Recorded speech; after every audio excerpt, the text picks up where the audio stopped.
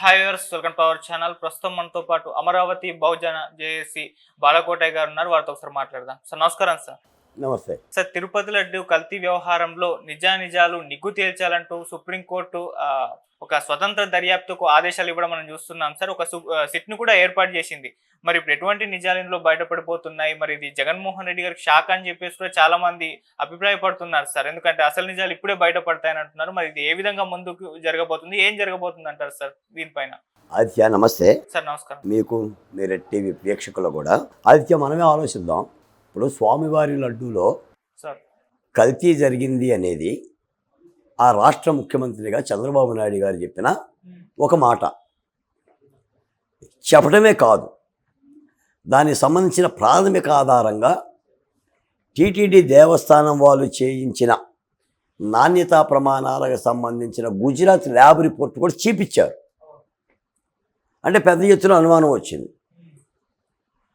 ఈ అనుమానం వచ్చిన తర్వాత ఆయన దేవదేవునికి జరిగిన అపచారానికి ఒక ప్రాయచిత్త దీక్షలాగా ఎవరు చేసినా తప్పే కాబట్టి ఆ తప్పుకు ప్రక్షాళన చేసుకునే విధంగా పూజా కార్యక్రమాలు కూడా చేపట్టారు చంద్రబాబు నాయుడు గారు కానీ, పవన్ కళ్యాణ్ గారు కానీ, కొన్ని హిందూ ధార్మిక సంస్థలు కానీ. సిట్ వేశారు. సిట్టు ఒక లడ్డూలో కల్తీకి సంబంధించిన అంశమే కాదు, దేవాలయం మీద జరిగిన సమస్త అపచారాల మీద సిట్ వేశారు. ఆ సిట్టు విచారణలో ఉంది. ఇంకా సిట్ ఏమి చెప్పాల. ఇప్పుడు వైసీపీ పార్టీ సుప్రీంకోర్టుకి వెళ్ళింది. భక్తులు వెళ్ళాల, సాక్షాత్తు వైసీపీ పార్టీనే వెళ్ళింది.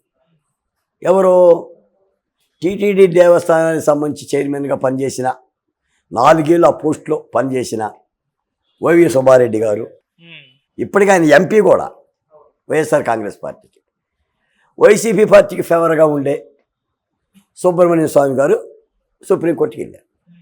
వీళ్ళు ఏమి అడిగారు? సిట్టు దర్యాప్తు ఆపండి, అది చంద్రబాబు నాయుడు గారి ఆధ్వర్యంలో ఉంటుందా రాష్ట్ర దర్యాప్తు కాబట్టి స్వతంత్ర సంస్థను వేయండి, లేదా కేంద్ర ప్రభుత్వం అనుమతిస్తే కేంద్ర ప్రభుత్వ సంస్థను వేయండి అని అర్జీలు పెట్టారు. నేను అడుగుతున్నాను ఆదిత్య గారు, మీరు దొంగతనం చేయలా, మీరు తప్పు చేయలా. తప్పు చేయనప్పుడు మీరేం చెప్పాలి? తప్పు చేయలేదు, విచారించుకోండి, ఎలాంటి విచారణ వెయ్యండి, మేము తప్పు చేయలేదు, మేము భయపడం అని చెప్పాలి. ఇంకా అది విచారించలా. విచారించి పలాంది జరిగింది, ఈ అపవిత్ర కార్యక్రమానికి పలానా సుబ్బారెడ్డి కారణం, లేదా పలాంటి కారణం అని చెప్పలే. ఇంకా విచారణ కనుక పూర్తయితే మీ మీద నిందొస్తే మీరు వెళ్ళొచ్చు. అసలు ఆలు లేదు, సోలు లేదు, వెంటనే మీరు సుప్రీంకోర్టుకి వెళ్ళిపోయారు. ఇప్పుడు కోర్టులు రాజకీయంగా ఎవరు ఆడుకుంటున్నారు? దొంగని అరవటం కాదా? ఇంకో మాట కూడా చెప్తా.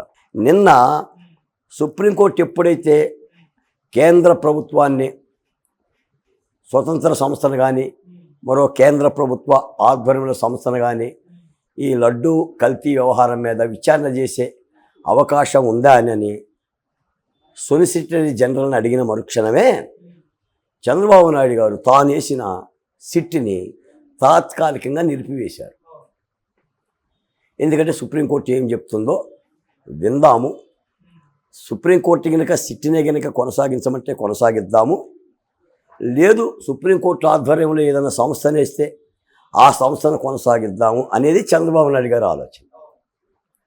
ఇప్పుడు చంద్రబాబు నాయుడు గారికి దుర్బుద్ధి ఉంటే, లేదా ఆయనకి రాజకీయ ఉద్దేశం ఉంటే, లేదు సిట్టు దర్యాప్తు కొనసాగించాల్సిందే, ఎందుకంటే ఆయన రాష్ట్ర ముఖ్యమంత్రి, సిట్టును వేసుకునే హక్కు ముఖ్యమంత్రికి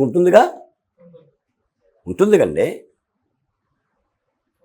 స్వతంత్ర సంస్థలు వేసే హక్కు, సిఫార్సు చేసే హక్కు న్యాయస్థానానికి ఉండట్టు, లేదా సిబిఐ చేసే హక్కు కేంద్ర ప్రభుత్వానికి ఉండట్టు, సిట్టినో సిఐడినో ఏసీబీనో వేసుకునే హక్కు ఆ రాష్ట్ర ముఖ్యమంత్రులకు ఉంటుందిగా. జగన్మోహన్ రెడ్డి గారు కూడా అలా వేశారుగా. ఇప్పుడు చంద్రబాబు నాయుడు గారి అరెస్ట్ విషయంలో కానీ, లేదా చాలా అంశాల్లో చంద్రబాబు నాయుడు గారికి కోర్టులు అంటే గౌరవం కాబట్టి, ఆయనకు తొందరపాటు లేదు కాబట్టి తాత్కాలికంగా ఆపారు. ఇప్పుడు ఏమంటున్నారు వైవి సుబ్బారెడ్డి, అంబటి రాంబాబు, మేము నైతికంగా విజయం సాధించామంటున్నారు. ఏమి నైతికంగా విజయం సాధించారు? కొన్ని పొరచేది నాకు ఎడమ చేయి పెడతానన్నట్ట. సిట్ అయినా దర్యాప్తు చేస్తుంది, స్వతంత్ర సంస్థ అయినా దర్యాప్తు చేస్తుంది. ఇంకో మాట కూడా ఏంటి తెలుసా? ఈ సిట్టులో, ఈ స్వతంత్ర దర్యాప్తులో, కోర్టు చేసిన దర్యాప్తులో ఇద్దరు ఆంధ్ర రాష్ట్రానికి సంబంధించిన ఐపీఎస్ అధికారులు కూడా పెట్టమంది కోర్టు.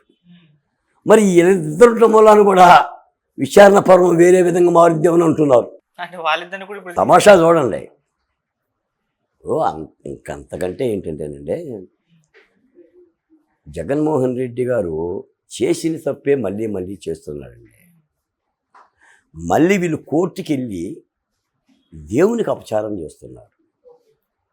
నేనేమంటానంటే, అన్నమంతా పట్టుకోనక్కర్లా, ఒక మెతుకు పట్టుకుంటే తెలుస్తుంది అన్నం ఉడికిందో లేదో అన్నట్టుగా జగన్మోహన్ రెడ్డి గారి 5 ఏళ్ల పరిపాలనలో హిందూ సమాజం కానీ, హిందూ ఆలయాలు కానీ ఎలా ఉన్నాయో మనం చూసాం. ఇప్పుడు రాముడు తలదీస్తే ఏముందండి, ఓ బొమ్మకి తలబోతే అన్నాడు మంత్రి కొడాలి నాని. సీతమ్మోరి పాదాలు దెబ్బ తగిలితే ఎలుకలు కొరికినాయి అన్నారు. రథం తగలబడితే చెక్కలతో తయారు చేసే రథానికి బాధ ఏంటి, ఓ 10 లక్షల రూపాయలు పెట్టి మేము చేస్తామన్నారు. అన్నారండి. 5 ఏళ్ల పరిపాలనలో ఆంధ్రప్రదేశ్లో 250 దేవాలయాల మీద అపచార కార్యక్రమాలు జరిగాయి. అక్కడ దాకిందికి ఆదిత్య గారు, మేము అమరావతి టు న్యాయస్థానం టు దేవస్థానం పాదయాత్ర పోతుంటే గోవింద నామస్మరణంతో స్వామివారి రథాన్ని ఆపారుగా, లాఠీలతో కొట్టారుగా, కనీసం పడుకోవటానికి జాగా ఇవ్వలేదుగా. అమరావతి టు అరసవల్లి వెళ్తున్నప్పుడు రాజమండ్రిలో రాళ్ళేశారుగా, రామచంద్రాపురంలో పాదయాత్ర ఆపారుగా, ఆ రథాన్ని అక్కడే పెట్టి మేము వచ్చాంగా. మరి దైవ కార్యక్రమే కదా, హిందూ దైవ కార్యక్రమే కదా. మరి ముఖ్యమంత్రి గారు ఆ ధర్మాన్ని పాటించాడా? పోనీ జగన్మోహన్ రెడ్డి గారి ఏలుబడిలో 5 ఏళ్లలో హిందూ ఆలయాలకు సంబంధించిన అభివృద్ధికి సంబంధించి, ఆ పూజలకు సంబంధించి తీసుకున్న కార్యక్రమాలు ఏముంది? పాస్టర్లకు డబ్బులు ఇచ్చావు తప్ప. ఇప్పుడు మీరు 4 గోడల మధ్య బైబిల్ చదివినా, 40 గోడల మధ్య బైబిల్ చదివినా, భారత రాజ్యాంగం లౌకిక ధర్మం చెప్తుంది, అంటే సర్వమతాలను గౌరవించమని చెప్తుంది. మీరు ముఖ్యమంత్రిగా అధినేతవే, మీరు బైబిల్ని గౌరవించాలి, ఖురాన్ని గౌరవించాలి, భగవద్గీతని గౌరవించాలి. ఇప్పుడు నేను బైబిల్ చదువుతాను కాబట్టి నేను బైబిల్ని గౌరవిస్తాను అంటే అది అధర్మం అవుతుంది కదా. కాబట్టి దాన్ని నడకని బట్టి అర్థమవుతుంది. పైపచ్చి ఇంకో మాట కూడా చెప్తాను. ఈరోజు సుప్రీంకోర్టులో వేసిన పిటిషన్లో వైవి సుబ్బారెడ్డి తాను టీటీడీ దేవస్థానానికి సంబంధించిన చైర్మన్గా పనిచేశాననే మాట చెప్పలా. కోర్టు సీరియస్ అయింది దాని మీద. అంటే ఈయన హయాంలో జరిగిన తప్పులే. అంటే ఒక పని చేస్తే బెటర్ ఏమో. అసలు సుబ్బారెడ్డి గారిని స్వతంత్ర సంస్థకు సంబంధించి ఈ దర్యాప్తు కమిటీకి చైర్మన్గా చేస్తే బెటర్ ఏమో. వ్యవహారం అలా ఉంది. అంటే న్యాయస్థానాలను గౌరవించుకోకుండా న్యాయస్థానాలను అర్థాలుగా మార్చుకొని, మీకు ఇంకో మాట కూడా చెప్తాను.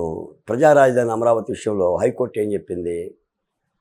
అమరావతి ఒకసారి మీరు తీర్మానం చేశారు అసెంబ్లీలో, దాన్ని సిఆర్డీఏ చట్టం పెట్టారు. మళ్ళీ మీరు 3 రాజధానులనే తీర్మానం చేసే అర్హత రాష్ట్ర ప్రభుత్వానికి లేదు. ఒకవేళ మీరు అలా 3, 30, 40 పెట్టాలనుకుంటే కేంద్ర ప్రభుత్వాన్ని సంప్రదించాలని చెప్పింది. మరి జగన్మోహన్ రెడ్డి గారు గౌరవించారా? ఎక్కడన్నా గౌరవించారా? అసలు కోర్టుల్లో పనిచేసే న్యాయమూర్తులను దూషణ చేస్తే, న్యాయమూర్తులు మమ్మల్ని, మా కుటుంబాలని సోషల్ మీడియాలో దూషణ చేస్తున్నారు, చర్యలు తీసుకోండి అంటే, ఆంధ్రప్రదేశ్లో జగన్మోహన్ రెడ్డి గారి హయాంలో ఉన్న సిఐడి చర్యలు తీసుకుందా? ఒక్కరిని అరెస్ట్ చేసిందా? ఇన్ని కారణాల రీత్యా తిరుపతిలో ఈ అపవిత్ర కార్యక్రమం జరిగిందని ఒక అభిప్రాయం కలుగుతుంది. ఇంకో మాట ఏంటంటే, ఈ లడ్డు అనే అంశం, ఇదేదో లడ్డు ఏదో తినేదే కదా అని సాదాసీదాగా నాస్తికవాదంతో ఆలోచించకూడదండి. అసలు దేవుడే లేడు అనేవాడికి మనం ఏం చెప్పలేం. ఉన్నాడు అని భావించే వాళ్ళకే చెప్తున్నాం. కాబట్టి దీని మీద స్వతంత్ర సంస్థ అయినా మరొక సంస్థ అయినా కూడా విచారణ చెయ్యాలి. ముఖ్యమంత్రి చంద్రబాబు నాయుడు గారు కూడా సుప్రీంకోర్టు ఇచ్చిన స్వతంత్ర కమిటీని ఆహ్వానించారు తప్ప దాన్ని ఏమీ అభ్యంతరించలేదు. కాకపోతే ప్రతిదానికి వైసీపీ పార్టీ ఏం చెప్తుందంటే, కోర్టులో ఒక వ్యాఖ్య చేస్తే సమాచార నిమిత్తం దాన్ని విజయంగా చెప్పుకుంటుంది. ఎందుకంటే ఇప్పటికీ కూడా హిందూ సమాజం బోనులో జగన్మోహన్ రెడ్డి గారు దోషిగా నిలబడ్డారండి. ఆయనే చెప్పాడు కదా, నా మతం మానవత్వం, మీరు రాసుకోండి అంటున్నాడు. ఎవరు రాసుకోవాలి? ఆదిత్య గారు. నా మతం మానవత్వం అని ఎవరు రాసుకోవాలి? టీటీడీ ఈవో రాసుకోవాలా?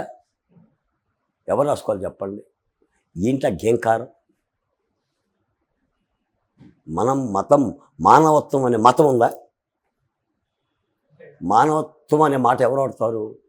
భగవంతుణ్ణి లేడు అనేవాళ్ళు నాస్తికులు. మాకు దేవుడు లేడు, మా మతం మానవత్వం అంటారు. మరి నీ మతం మానవత్వం అన్నప్పుడు 4 గోడల మధ్య బైబిల్ చదవకూడదుగా? పాస్టర్లకు డబ్బులు ఇవ్వకూడదుగా? గొల్లలో ఈ విధమైన కార్యక్రమాలు జరుగుతుంటే ప్రేరేపించకూడదుగా? మరి ఏది మానవత్వం, ఏది క్రూరత్వం? అసలు మానవత్వం ఏంటి సార్? ఇప్పుడు కాదంబరిని పట్టుకొచ్చారు వీడు ముంబై నుంచి, 42 రోజులు జైల్లో పెట్టారు. అదేనా మానవత్వం? డాక్టర్ సుధాకర్ని మాస్క్ అడిగితే చంపారు. మనం 5 ఏళ్ళు గోల్ చేశాం సుధాకర్ గారి మీద. ఏది మానవత్వం? డ్రైవర్ సుబ్రహ్మణ్యం డోర్ డెలివరీ చేశారు. ఎన్ని అత్యాచారాలు, ఎన్ని శిరోముండనాలు, ఎన్ని మానభంగాలు, ఎన్ని మూత్ర విసర్జనలు, ఎన్ని అమరావతి రైతుల కష్టాలు. మానవత్వం ఎట్లా మాట్లాడతాడు జగన్మోహన్ రెడ్డి గారు? ఎట్లా మాట్లాడతాడండి మానవత్వం గురించి? అంటే నువ్వు అన్న ప్రతి మాట గీతేనా? ఈ రోజున విచారణకు ఎదుర్కోండి. సిట్ ఏం చెప్తుందో చూసుకోండి, లేదు స్వతంత్ర సంస్థ ఏం చెప్తుందో చూసుకోండి. ఇప్పుడు ఏంటంటే భయపడిపోతున్నారు. అపచారం చేశారు, దొంగతనం జరిగింది. వీళ్ళు తక్కువ కొటేషన్లు ఇచ్చి లడ్డూల్లో నేతిలో కూడా డబ్బులు దొబ్బే ప్రయత్నం చేశారు. అందుకని 319 రూపాయలకి ఆ మద్రాసోడికి ఇచ్చారు. వాడేం చేసిండంటే కల్తీ నెయ్యిని సప్లై చేసిండు. దీనికి మరీ దారుణంగా పొన్నవోలు సుధాకర్ రెడ్డి లాంటి వాడైతే మరి పరమ దారుణం. పంది కొవ్వు కేజీ 1400 ఉంటుంది, ఆవు కొవ్వు ఎంత ఉంటుంది, ఆవు నెయ్యి ఎంత ఉంటుంది, బంగారాన్ని రాగిలో కలుపుతారా, రాగిని బంగారంలో కలుపుతారా? చూడండి మరి. అటువంటి దుర్మార్గమైన నాలుకలు కోస్తారండి హిందువులు, నాలుకలు కోస్తారు. ఇది దక్షిణ భారతదేశమైన ఆంధ్రప్రదేశ్లో సంఘటన కాబట్టి సరిపోయింది. ఇది ఉత్తర భారతదేశంలో ఏ మధ్యప్రదేశ్లోనో, అయోధ్యలోనో, ఉత్తరప్రదేశ్లోనో, మధ్యప్రదేశ్లోనే జరిగితే ఏదో దేవాలయానికి కోస్తారు. అంటే ఆటలు ఆడుతున్నారండి, చేసిన తప్పే కాకుండా. ఎప్పుడు కూడా ప్రజాస్వామ్యంలో పదవులను అలంకరించిన వాళ్ళు ఏ విచారణైనా స్వాగతించాలి. ఆ విచారణ ఏమైనా లోపభూయిష్టంగా ఉంటే అప్పుడు న్యాయస్థానాలకు వెళ్ళి ఛాలెంజ్ చెయ్యాలి. ఇది అన్యాయం జరిగింది, ఇంకొక విచారణ వెయ్యండి అని. ఏమీ లేకుండా అరుస్తున్నారంటే వీళ్ళు తప్పు చేశారు అని అర్థం. ఇంతకు మించి ఏమీ లేదు. ఇందాకనే చూశాను సుప్రీంకోర్టు మాట. ఇంకో మాట కూడా ఏంటంటే, చాలా పిటిషన్లో రాజకీయ దురుద్దేశాలతో వస్తున్నాయి. సుప్రీంకోర్టులో కానీ హైకోర్టులో కానీ కూర్చునే న్యాయమూర్తులు ఈ కోణాన్ని కూడా పరిశీలించాలి. పిటిషనరు రాజకీయ కోణంతో వచ్చాడా, లేదా నిజంగా ప్రజా ప్రయోజనాల కోసం వచ్చాడా అనేది ఆలోచించాలి. ఇది ఆలోచించకపోతే విచారణ కాలయాపన అవుతుంది, దోషులు తప్పించుకుంటారు. మీకు ఇంకో మాట కూడా చెప్తాను. ఇందాక సుబ్బారెడ్డి మాట ఒకటి విన్నా. ఏమన్నాడు తెలుసా? స్వతంత్ర సంస్థ విచారణ పూర్తి చేసేంత వరకు రాష్ట్ర ప్రభుత్వం ఎలాంటి చర్యలు తీసుకోవద్దని కోరుతున్నానన్నాడు. ఆ మాటకు అర్థం ఏంటి? ఈ లోపల కేసేమన్నా గట్టి పోలీసులు అరెస్ట్ చేస్తే తననే ఇబ్బంది పడతానని విచారణ అంటే 5 ఏళ్ళు డాకొచ్చు కదా, కాలం దొరికిపోతుంది కదా. ఇప్పుడు దేవినేని అవినాష్, వల్లభనేని వంశీ ఇలాంటి వాళ్ళందరూ కూడా మన సుప్రీంకోర్టుకి వెళ్ళిపోయి ముందస్తు బెయిల్ తెచ్చుకున్నారు సార్. అసలు కేసులు కట్టగానే ముందస్తు బెయిల్ తెచ్చుకుంటే మీ దగ్గర డబ్బులు ఉన్నాయని మరి విచారణ ఎట్లా సాగిద్దండి?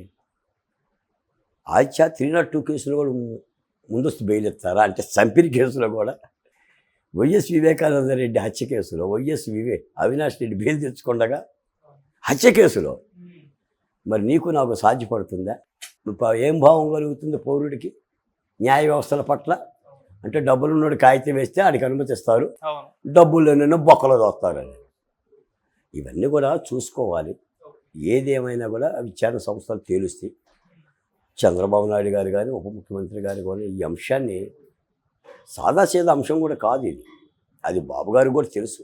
నాకు ఇంకో మాట ఏంటంటే చంద్రబాబు నాయుడు గారి వెంట ఏ మాట కూడా ఊరకనే రాదండి. దేవుడి విషయంలో అసలు రాదండి. ఆయనకు ఒక స్పష్టమైన అవగాహన ఉందండి. విచారణ జరిగింది, తప్పు చేశారనే మాట తెలిసిపోయింది.